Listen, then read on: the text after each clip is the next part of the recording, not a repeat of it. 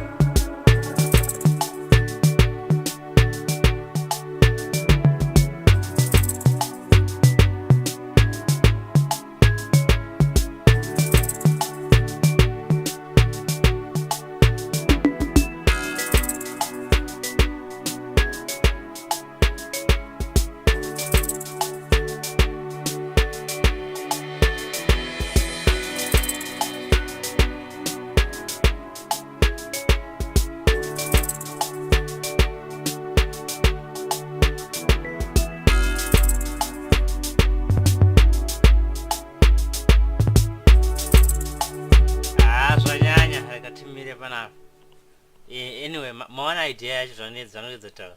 Saka rega nditange kubva papattern 1 patinotangira. Okay. Saka mutanga nedrum. Terera drums. Ndikuplaya pattern isiri. Drum racho. Go go go go go go go go go go go. Bada drum mfungwe. Ndo drum rinoshandisana nezimudhanzo akawanda. Saka ndinoti go go go go go go go go go. Ndoka drum kwacho kangori simple shit. Ndikashandisana nezimudhanzo kangori ka simple drum and then takaenda papattern h2. Mozongoeda ka snare nika hat.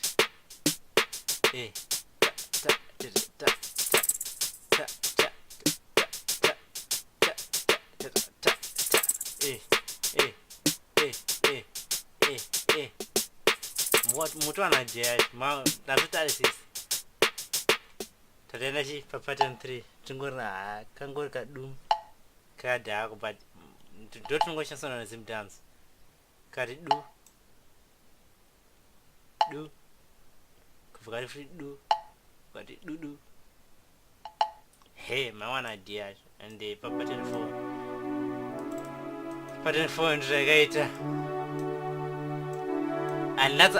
Handiziva zvangu music theory saka handigona kuexplain zvese zvavo but mangogona kushandisa maidea tikushandisa makeys api shandisa tangira pa B3 zvichienderana neinstrument zvanongoshandisa but kushandisa orchestra. Saka munowana idea yacho handoita music theory saka kungoita zvinhu random. saka chingotarisira zvakaitika.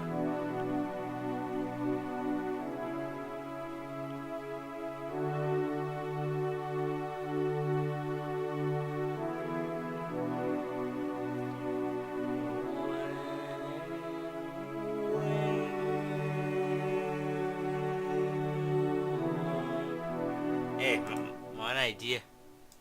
And the next pattern. Apa tine kabhera.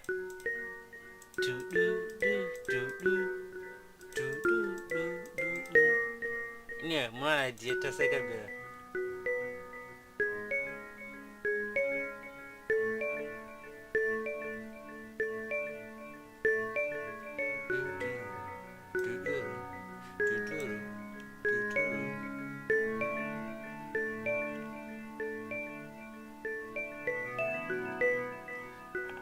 Makatedzera zvakatika apa mushandisa mamwe instruments apata kubuda beat rakasiyana maybe rakatoipa darika pata kubuda rhythm rakaipa unongochinjawo pitch kune tumabhero unotongochinjawo pitch zvichienderana nepitch yaunongochida but ndakachinja mapitch kuti zvinatse kubuda zvakanaka unotochinja mapitch. Hande pa next pattern takaenda pa pattern tikaenda pa pattern chizvino 6 ndipane drum redu inoita cricketer cricketer saka ndo pattern yedrum yakaoma iyi haitike nemaoko munotoshandisa kana kamid kana kakeyboard.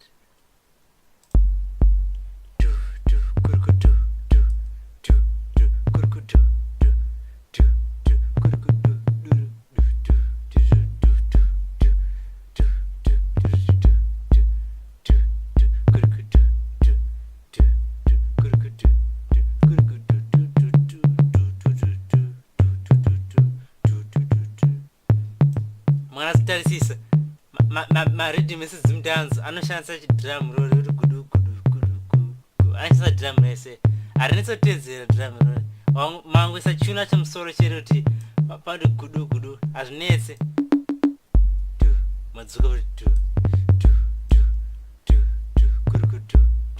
harinetse makatongotedzera kasana zvikangopinda mupfungwa mune makutongoronga mabha mega hazvitombonetsa.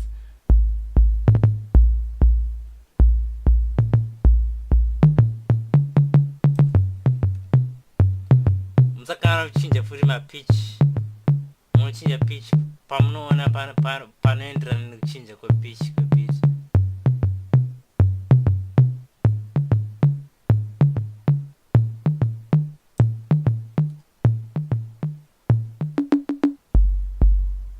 Alright, ndafoti pangu zvisi zvapera ganatsotarisisa kuti ndaita mapattern ese pattern 7 hatisisina ndakuradza mapattern ese saka zvimwe zviri papa angori masound effects andakaedha unongozongoedhera masound effects zvichienderana nezvokuda kugadzira unongozongoedherawo masound effects kabhero ndokafarira kabhero kaka mabhiti angu ese mahip hop echichichi ane kabhero kaka andikasiya ndokafarira zimwe kanopinda pese kanopinda pahip hop kanopinda pazimudance pese kanopinda kabhero kanokafarira chimwe chifuti chimwe chandinacho ndinaka kuti pandotanga kubhiti kanoti ndikangofuti kandofarira.